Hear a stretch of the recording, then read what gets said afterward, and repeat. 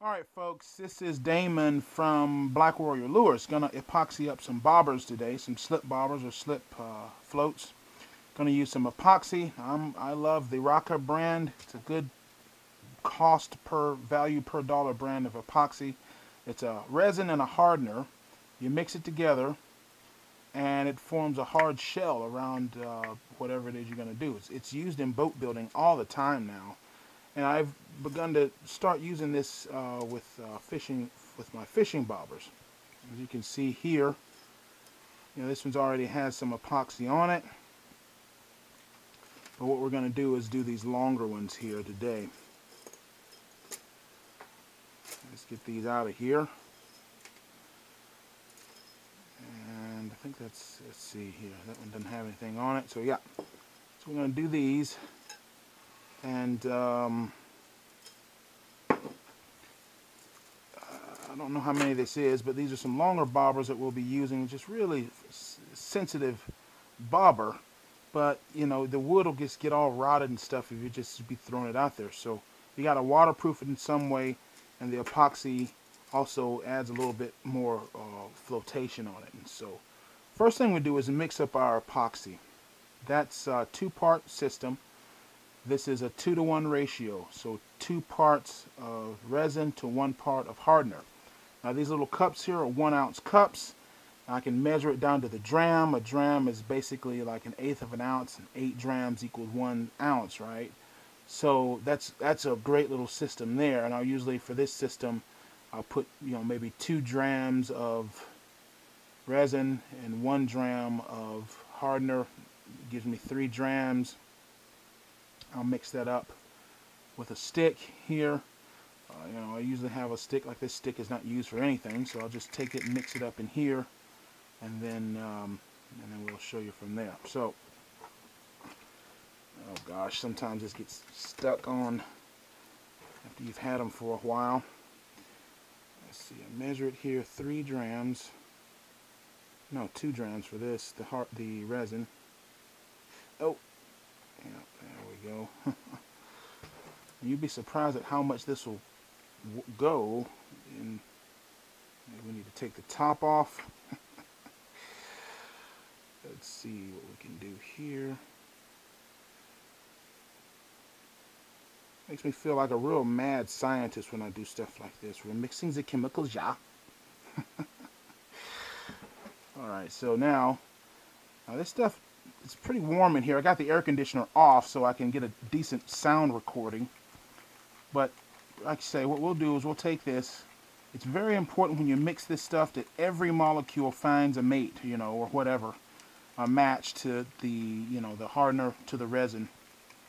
You have to mix this thoroughly. And part of the problem is that while you're trying to mix thoroughly, they recommend you mix it about 2 minutes. Well, the thing is, it's by the time you get done mixing it, when it's really warm, it starts to set off on you. You don't have much pot life. Now, this is the medium hardener.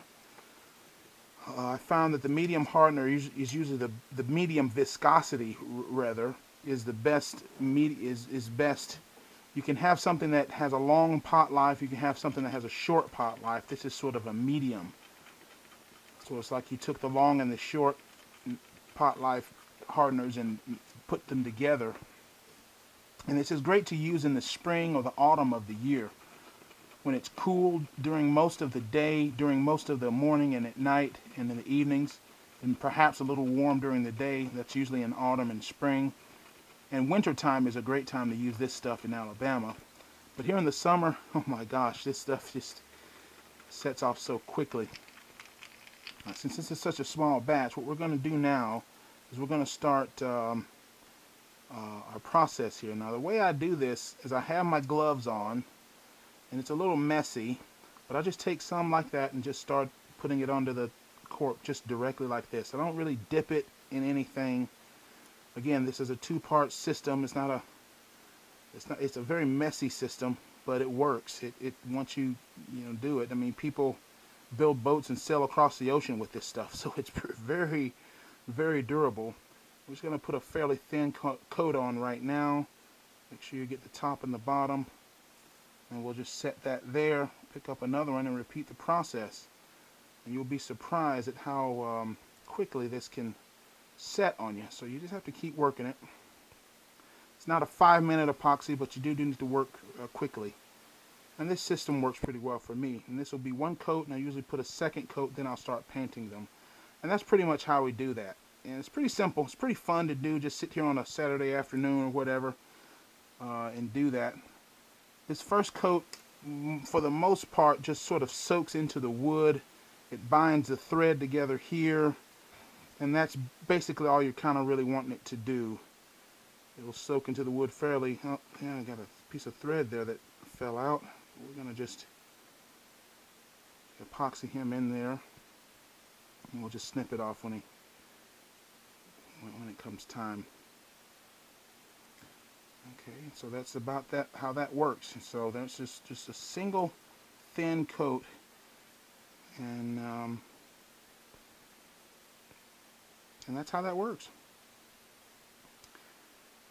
I usually give this a couple of days to dry, or maybe give it a day to dry. As long as it is sandable, I'll hit it on the sandpaper, once or twice, and then start to